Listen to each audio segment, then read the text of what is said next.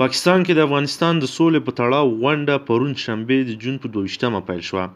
د غونډې پیل کې د پاکستان د بهرنیو چارو وزیر شاه محمود قریشي وینا کې ویل د پاکستان او افغانستان ګډ دښمن شیطاني چلونه کوي چې په وینا یې ډیر وخت د دواړو خپلمنځي اړیکې خرابې کړې دي. زموږ د دواړو ګډ دښمن شیطاني چلونه کوي او ډیری وخت یې زموږ د دواړو خپلمنځي اړیکې خرابې کړې دي. باید داسې عناصرو ته فرصت ورنکړو او خپله خاوره د یو بل پر ضد ونه کاروو. پاکستان تل په دې باور و چې افغان کړکېچ یوازې په خبرو حل کېدلی شي او نن نړیوالو ټولنه هم دا خبره مني. لومړی وزیر عمران خان په خپله هم غواړي چې افغانستان کې سوله راشي. نوموړی د کنفرانس ګډونوالو ته وویل موږ د افغانستان د خپلواکۍ او ځمکنۍ بشپړتیا درناوی کوو او په دې هیواد کې سوله او خوښي غواړو. هیله مو دا ده چې داسې اړیکې خپلو کې سره جوړې کړو چې د یو بل په چارو کې په نه لاسوهنه او شریکو ګټو ولاړې وي. په افغانستان کې د بې ثباتۍ تر ټولو ډیر زیان تر افغانستان وروسته پاکستان ته اوښتی. پاکستان کې هیڅوک په دې باور نه دي چې موږ باید په افغانستان کې ستراتیژیک نفوذ ولرو.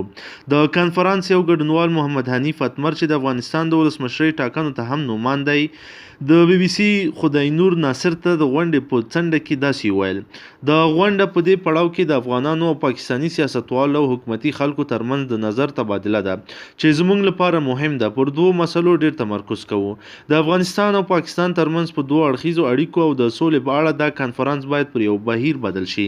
اوس د دې وخت دی چې د افغانستان او پاکستان د دولتونو ترمنځ په مشهور سند کې شوې ژمنې پلي شي نه دا چې پر یو بل نیوکې وشي.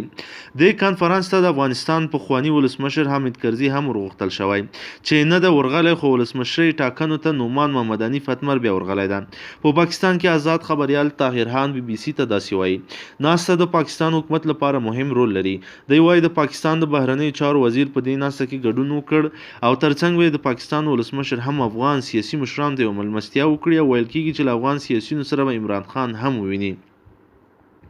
پاکستان ته د ولسمشر غني سفر ټاکل شوی د افغان ولسمشر محمد اشرف غني هم د روان جون میاشت پر 20مه د پاکستان سفر وکړي. پاکستان غواړي د ولسمشر غني له سفر مخکې د دې سفر په اړه د افغان سیاسیونو او مشرانو نظرونه له ځان سره ولري.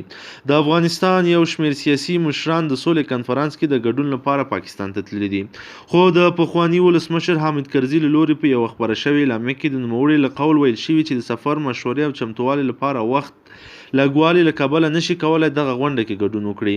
بل لور ته د حزب اسلامي د مشر ګلبدین حکمتیار دفتر او ځینو نورو سیاسي شخصیتونو تایید کړی چې شنبه جون 22مه پاکستان بیا کنفرانس کې ګډون کوي.